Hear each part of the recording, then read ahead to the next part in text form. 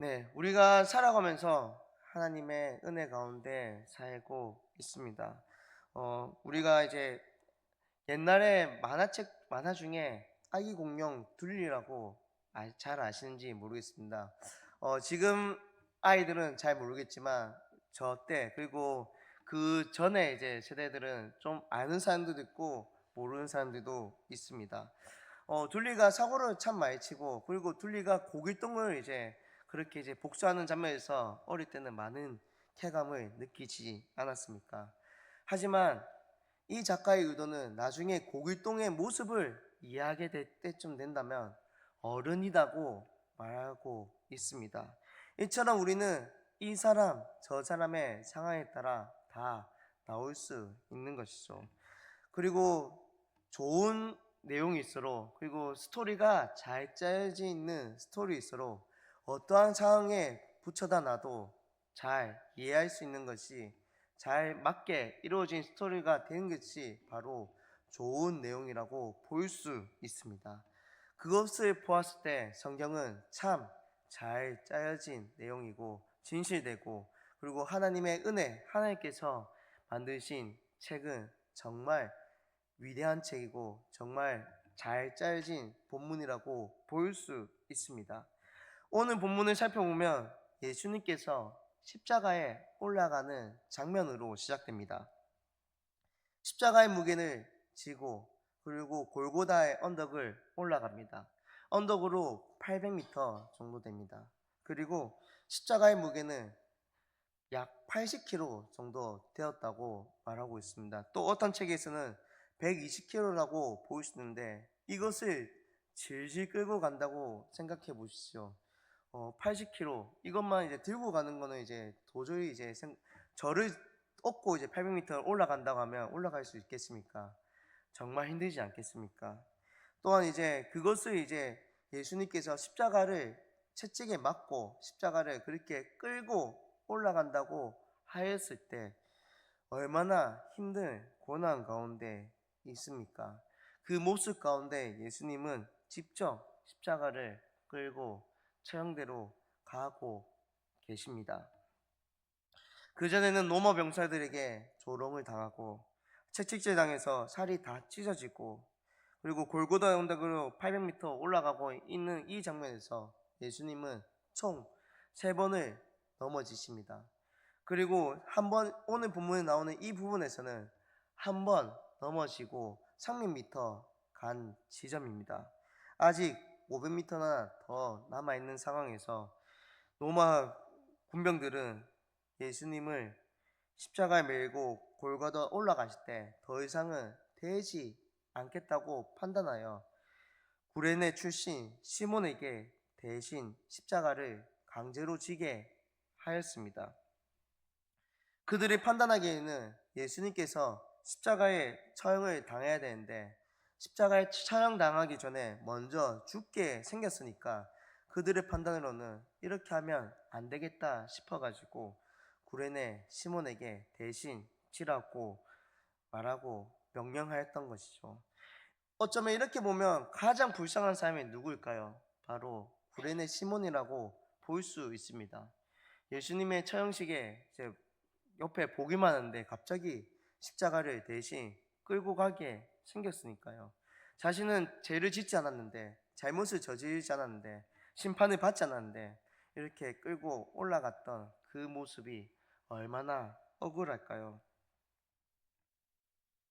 우리는 살아가면서 많은 일들을 겪습니다. 그리고 이 세상 사람들은 이것 또한 이제 이 사람을 봤을 때 정말 우연으로 운이 나쁘다고 판단하는 경우가 많이 있습니다. 정말 그렇지 않습니까? 정말 내가 이제 잘못 썼는데 예수님을 믿고 정말 이제 성경책을 한번 봤다고 그 말씀을 듣고 이제 예수님을 영접하고 이렇게 살아가고 있으니까요. 어쩌면 가장 불행할 수도 있습니다. 다른 사람들은 주일날에 쉬고 있는데 우리는 주일날 매번 헌신하며 평일날 때도 더 기도하며 나오지 않습니까? 어쩌면 우리는 손해보는 것처럼 보일 때가 많이 있습니다.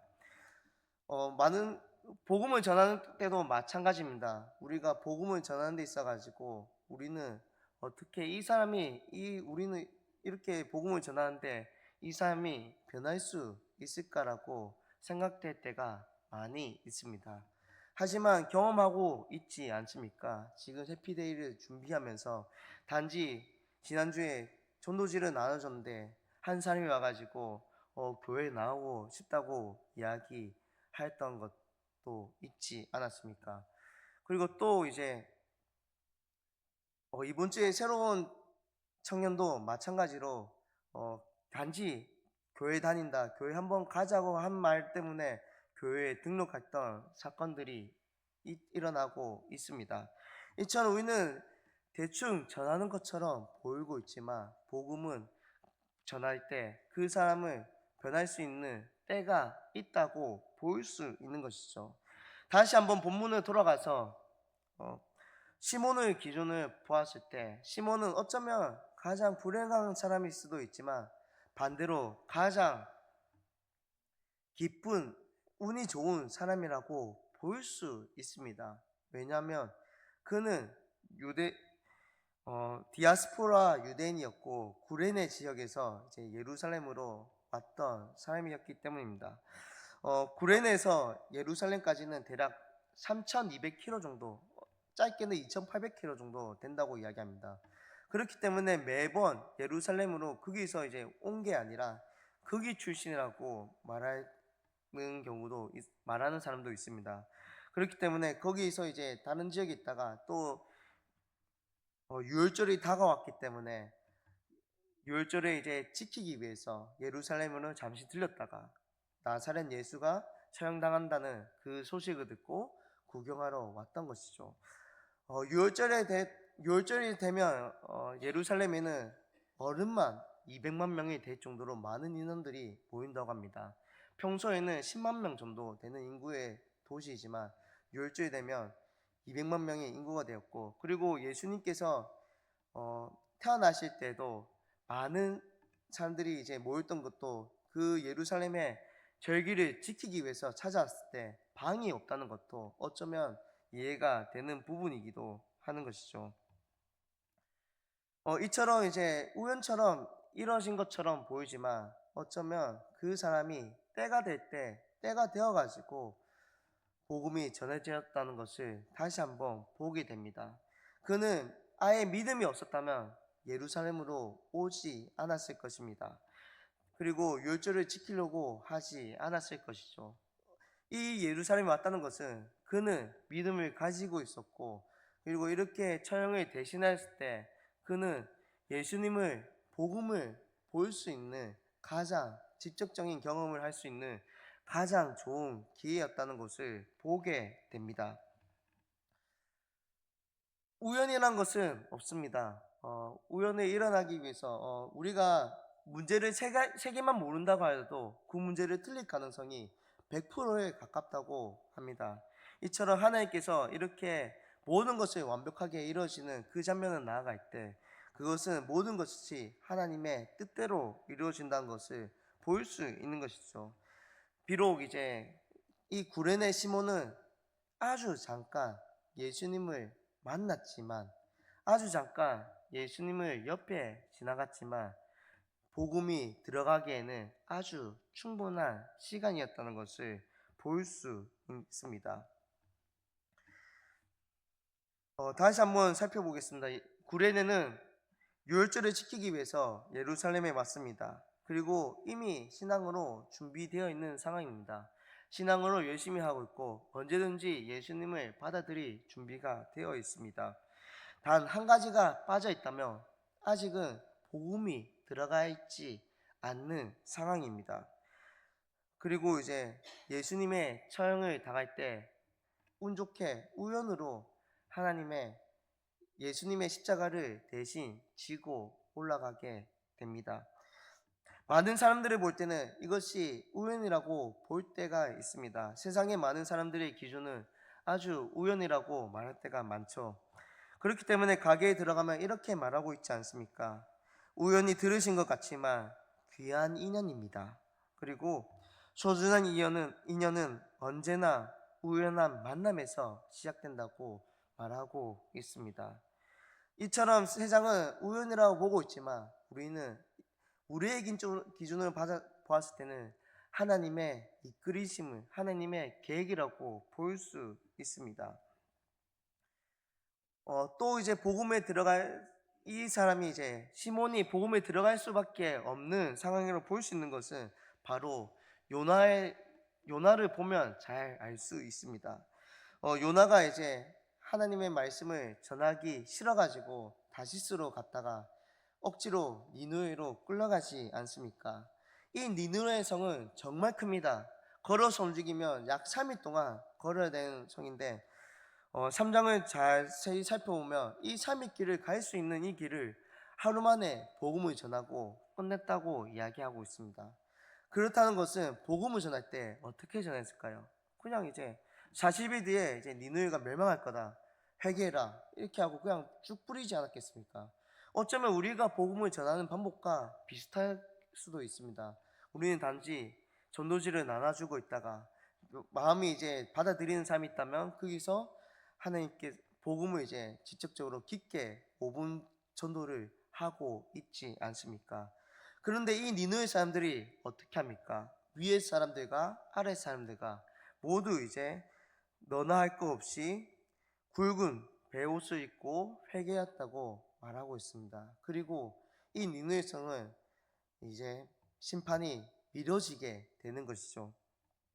즉 짧은 시간에 대충 전했던 요나를 통해서도 하나님은 그들의 마음을 변화시켜서 회개하도록 하였습니다. 하나님의 계획 중에 하나라고 볼 수 있는 것이죠. 어쩌면 지금 가장 억울하게 있는 이 구레네 시몬 이 사람도 가장 억울할 수도 있지만 가장 이제 하나님의 은혜 가운데 복음을 들어갈 수 있는 계기라고 볼 수 있다는 것을 알게 됩니다. 그리고 이 일이 일어난 후에 어떻게 됩니까? 그의 가족이 변하기 시작합니다.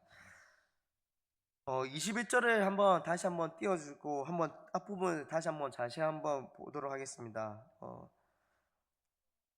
마가복음 죄송합니다. 누가복음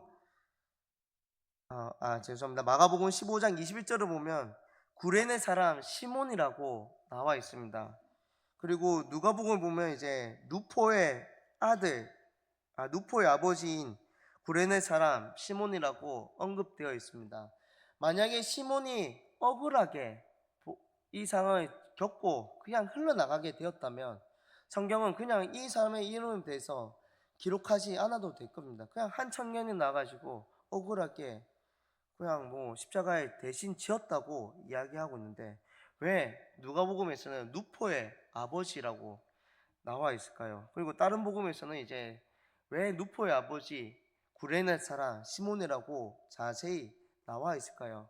우리는 이렇게 기록된 것을 한번 깊게 생각해 볼 필요가 있습니다. 마가복음이나 다른 성경 복음을 쓰였을 때 실제로 65년, 70년쯤 되었을 때 이 사람은 이미 그리스도인이라는 것을 추측할 수 있는 것이죠. 이 마가복음이 지어졌을 때, 누가복음이 지어졌을 때, 그리고 이 이제 복음서가 이제 완성되었을 때 이 구레네 사람 시몬은 하나님을 믿고 영접하는 사람이 그리스도인이라는 것을 볼 수 있는 것이죠. 이때 시간이 지나가지고 그에게 복음이 전해졌고 그리스도인으로 변화되었다는 것을 알 수 있습니다. 그렇다면 그 증거에 대해서 한번 살펴보도록 하겠습니다. 먼저 로마서 16장 13절을 한번 함께 읽도록 하겠습니다. 주 안에서 택하심을 입은 누포와 그의 어머니에게 문안하라. 그의 어머니는 곧 내 어머니니라. 네, 여기서 누가 나옵니까? 바로 이제 누포라는 인물이 나옵니다. 그리고 이 누포는 바로 이 구레네 사람 시몬의 아들입니다. 이 시몬의 아들 누포는 초대교회의 일꾼이 되어 바울과 함께 일하는 장면이 로마서 16장에 나오고 있습니다. 그리고 누포의 어머니 즉 시몬의 아내는 바울이 어머니라고 부를 만큼 헌신하고 교회에서 봉사하고 있는 일꾼이라는 것을 알 수 있습니다. 비록 오늘 본문에 나오는 시몬은 억울하게 십자가를 대신 지고 메고 골고다로 올라갔지만 잠깐 동안 옆에서 본 예수님을 보면서 그분이 누구인지를 생생하게 보고 있지 않았겠습니까? 그리고 예수님을 영접하고 그의 가족은 그리스도인으로 변화되었다는 것을 볼 수 있습니다. 우리는 이제 복음을 전할 때 우리는 단지 예수 그리스도의 복음을 전한다고 전하고 있지만 그에게 변화할 수 있는 그 계기가 어쩌면 어떤 사람에게는 인생을 바꿀 수 있는 계기가 될 수 있다는 것이죠. 그렇기 때문에 우리는 복음을 더욱더 열심히 전해야 되고 끊임없이 복음을 전하며 나가야 될 것입니다. 그리고 그는 유월절을 지키기 위해 왔던 이 시몬은 사도행전 2장에 또 한 번 나옵니다. 사도행전 2장에서는 예수님의 제자들이 마가의 다락방에서 모여가지고 성령님을 받은 그 장면이 나오는데 이 2장에서 방언의 은사를 말할 때 구레네에 관한 이야기를 또 나옵니다. 이 이야기가 나왔던 것 보아서 이 구레네 시몬은 오순절 때까지 제자들과 함께 동행하였다는 것을 추측할 수 있습니다. 그리고 사도행전 13장의 1절을 한번 읽겠습니다. 네. 아, 네. 안디옥 교회에 선지자들과 교사들이 있으니 곧 바나바와 니게르라 하는 시므온과 구레네 사람 누기오와 분봉왕 헤롯의 젖도생 마낭 및 사울이라. 네, 여기서 또 이제 시므온이 나오지 않습니까? 여기서 이제 니게르라는 단어가 나옵니다. 이 니게르는 무슨 단어냐면 바로 이제 흑인이라는 이제 니가라는 단어 영어로 이제 나오는 헬라어 부분입니다. 그렇기 때문에 니게로 흑인 사람 시몬이라는 뜻을 가지고 있습니다. 이 시몬은 아프리카 사람으로서 즉 흑인 시몬이라고 볼 수 있는 것이죠. 그는 이때 받았던 은혜를 기억하면서 지금 안디옥 교회 안에서도 봉사하는 사람이라는 것을 볼 수 있습니다. 즉 안디옥 교회에서 교사가 되었습니다. 하나님은 예수님과 잠깐 지나면서 잠깐 지냈지만 그 사람이 바로 참된 그리스도인으로 변화되었습니다. 우리가 이제 그리스도인을 살면서 정말 힘들고 어렵고 잘못된 삶을 살아가고 있지만 그 가운데서도 우리는 하나님의 말씀 가운데 순종하며 나가게 된다면 그 사람이 변화될 수 있다는 것을 오늘 본문을 통해서 보여주고 있는 것이죠. 이처럼 하나님은 많은 사람들을 준비하고 계십니다. 우리가 이 사람들을 위해서 열심히 기도하고 그리고 우리가 이 사람들을 위해서 복음을 전하고 나간다면 선도는 반드시 이루어진다고 말하고 있는 것이죠. 그리고 우리는 주님께 받은 사명을 기억하면서 끊임없이 복음을 전하며 나가야 할 것입니다. 지금도 이제 점점 줄어들고 있는 가운데서도 성장하는 교회들의 가장 큰 특징은 복음을 모든 사람들이 함께 전하고 있다는 것입니다. 우리가 열심히 복음을 전하고 그리고 그리스도인으로 열심히 살아간다면 우리 교회 또한 지금도 앞으로도 성장하며 끊임없이 복음을 전할 수 있게 될 것입니다. 우리 모두 끊임없이 복음을 전하며 하나님 은혜 가운데 나가는 우리 모두가 되시길 바랍니다. 두 번째로는 마태복음 28장 17절의 내용으로 아직도 의심하는 사람들이 있다는 것입니다. 예수님께서는 십자가에 매달려 죽으시고 이제 십자가에 다시 부활하셨습니다. 그리고 제자들과 함께 하면서 제자들이 가지고 있는 나약함 그리고 힘든 무너진 것들을 다시 한번 세우기 시작합니다. 그리고 예수님과 함께 하루하루 살아가는 것 자체가 다 기적인 것이죠. 그렇지 않습니까? 이미 죽었다고 생각하는 사람이 바로 앞에 나왔고 그리고 도마는 직접 예수님께서 못 박혔던 그 못자국과 그리고 상처들을 직접 만지기도 하였으니까요. 그리고 함께 계시다는 것을 알 수 있습니다. 그리고 예수님께서 승천하기 직전의 상황까지 나와 있습니다. 그런데 17절의 본문을 보면 어떻습니까?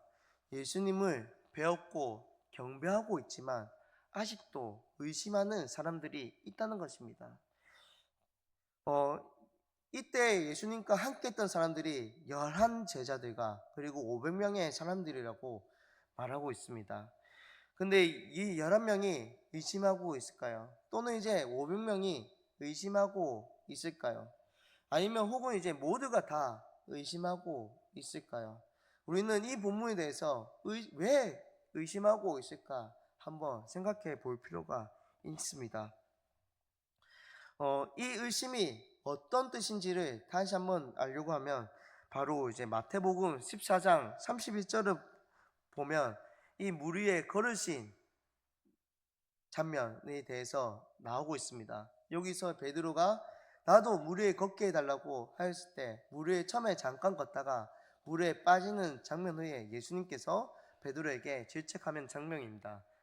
예수께서 즉시 손을 내밀어 그를 붙잡으시되 이르시되 믿음이 작은 자여 왜 의심하였느냐 하시고, 자 여기서 한번 보시면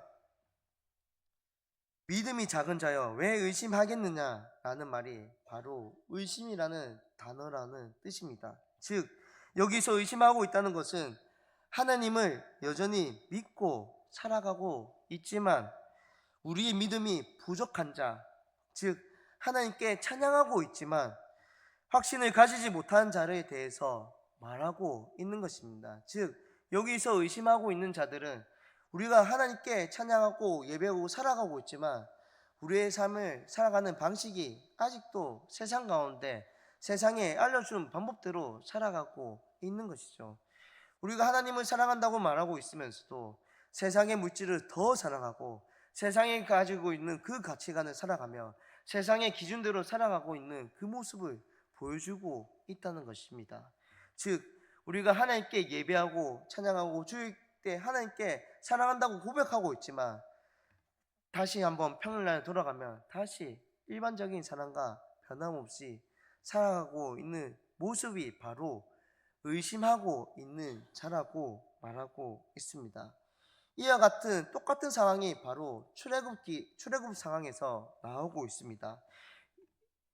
이스라엘 백성들이 애굽에서 출애굽할 때 그리고 이 가나안 땅에 들어가서 정복할 때 그 모습을 여지없이 보여주고 있는 것이죠. 죄송합니다. 예수님께서는 이 출애굽기에 보면 하나님께서는 모세를 통해서 10가지 재앙을, 즉 10가지의 기적을 보여주고 이스라엘 백성들을 애굽에서 탈출시킵니다. 그리고 홍해를 건널 때 이 이스라엘 백성을 잡으러 쫓아왔던 자들이 다 죽음을 맞이하지 않습니까? 그리고 그 다음에 광야를 지날 때 배고프다 할 때 먹을 걸 주시고 목이 마르다 할 때 물을 주시고 또 40년간 이제 살아가면서 그들의 옷이 해지지도 않고 그대로 새 것처럼 늘 유지하고 살아가게 하는 은혜를 받지 않습니까? 또한 이제 매일 아침에는 구름 기둥으로 밤에는 불 기둥으로 하나님과 늘 함께 한다고 하고 있다는 것을 보여주고 있는 이 상황에서 하나님께서 자 이제 가나안 땅으로 들어가자고 했을 때 이스라엘 백성들이 어떻게 하시는지 아십니까? 바로 가나안 땅을 한번 정탐하면 안 됩니까? 라고 하나님의 말씀에 불순종하기 시작합니다. 이 본문이 바로 신명기 1장 21절과 22절입니다. 네, 한번 띄워주시기 바랍니다. 함께 읽겠습니다. 너희 하나님 여호와께서 이 땅을 너희 앞에 두었은즉 너희 조상의 하나님 여호와께서 너에게 이르신 대로 올라가서 차지하라. 두려워하지 말라. 주저하지 말라 한즉 너희가 다 내 앞으로 나와 말하기를 우리가 사람을 우리보다 먼저 보내어 우리를 위하여 그 땅을 점탐하고 어느 길로 올라가야 할 것과 어느 성읍으로 들어가야 할 것을 우리에게 알리게 하자 하기에, 우리가 일상적으로 알기에는 하나님께서 먼저 정탐하고 정탐에 불순종하였을 때 우리가 하나님 말씀 불순종하였기 때문에 광야에 40년간 헤매었다고 보여주고 있지만 실제로 이 본문을 보면 어떻습니까? 하나님께서 됐다, 준비됐다, 가나안 땅에 들어가라 이렇게 했을 때 이스라엘 백성들이 하나님 잠시만요, 하나님 잠시만요. 정탐을 한번 하고 가면 안 되겠습니까? 이렇게 하고 40일간 정탐을 하지 않습니까? 그리고 그 결과 어떻습니까? 여호수아와 갈렙만 빼고는 다 하나님께서는 이 땅을 정복하면 차지하지 못하는 땅이라고 말하지 않습니까? 그렇게 되면서 30년간 이제 광야를 헤매게 되는 계기가 되지 않습니까? 또 이제 요리고성을 이제 점령했을 때 요리고성을 가장 완벽하게 하나님의 말씀대로 완벽하게 순종했을 때 가장 아름답게 순종하였지만 그 뒤에 어떻게 됩니까? 점점 의심하기 시작하고 사사기에 넘어가고 난 다음부터는 점점 점령하지 못하는 지파들이 생겨나고 있는 것입니다. 이것이 무엇입니까? 하나님의 말씀대로 순종하고 믿음 가운데 살아가면 되는데 그 가운데 의심이 들기 시작하고 믿음이 떨어지기 시작하고 결국 우리가 이루어질 수 있는 것들을 이루어지지 못하게 된다는 것을 보여주고 있습니다. 오늘날 우리에게 다시 한번 적용해 볼까요? 하나님의 말씀 가운데 하나님의 순종 가운데 살아가고 예배하고 찬양하고 그 가운데 살아가면 되지만 우리는 안 된다고 살아가고 있지 않습니까? 지금 우리에게는 이 마음을 가지고 있지 않습니까?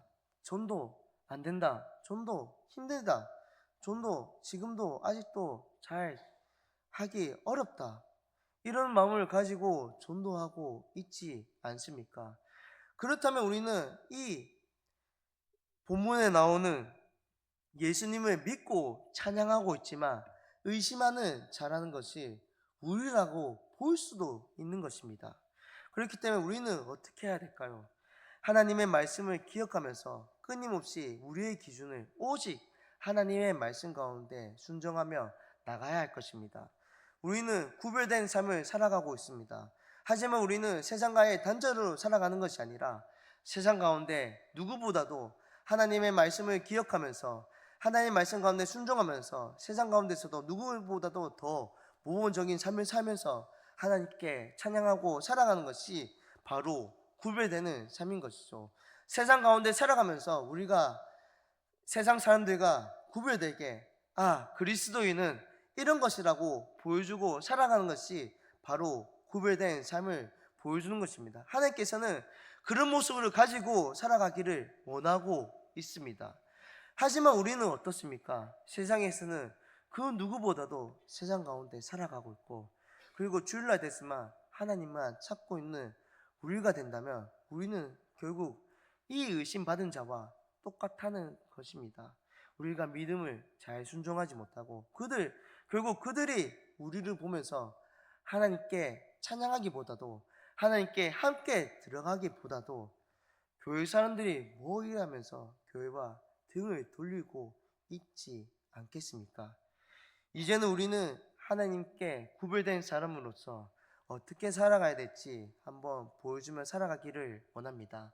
세상 가운데서도 학교에서든 교회에서든 누구보다도 더 열심히 일하고 누구보다도 더 열심히 공부하고 그리고 누구보다도 하나님께 함께 찬양하고 살아가면서 그리스도인은 이런 삶이라는 것을 보여주며 살아가기 바랍니다. 우리가 의심하지 않고 이제 하나님의 믿음 가운데 순종하며 함께 찬양할 때 아브라함에게 했던 것처럼 그리고 오늘 본문 28장에 나중에 모든 사람들에게 제자를 삼으라는 것처럼 그리고 모세에게 이스라엘 백성들에게 제사장 나라가 된다는 것처럼 우리 교회를 통해서 이 지역의 모든 사람들이 함께 찬양하고 예배하는 울주교회 우리 교회가 되었으면 좋겠습니다. 그렇게 살아가기 위해서는 우리는 참된 그리스도인으로 하나님을 믿고 살아가는 우리 모두가 되어야 할 것입니다. 말씀을 정리하도록 하겠습니다. 모든 일이 일어날 때 우연은 없습니다. 하나님께서는 예수님께서는 십자가를 잠깐 지고 올라가는 그 모습을 통해서도 시몬의 삶을 변화시켜 주셨습니다. 그리고 우리가 그 예수님의 모습을 기억하면서 우리가 끊임없이 복음을 전할 때 모든 전도하는 사람들에게 복음이 들어간다는 것을 오늘 본문을 통해서 다시 한번 알게 되었습니다. 그렇지만 이렇게 복음을 들어가기 위해서는 우리는 끊임없이 의심하지 않고 믿음 가운데 바르게 살아가야 할 것입니다. 우리 모두 하나님의 사랑을 기억하면서 복음을 전할 때 우리 교회가 이 울주 지역, 언양 지역에서 대표하는 교회로, 그리고 복음을 전하는 교회, 하나님과 함께 찬양하며 이 지역 모든 사람들이 교회에서 함께 하나님께 예배하는 교회가 되기를 소망합니다. 네, 다 함께 찬양을 하도록 하겠습니다. 네, 모든 능력과 권세 찬양하도록 하겠습니다. 예수님의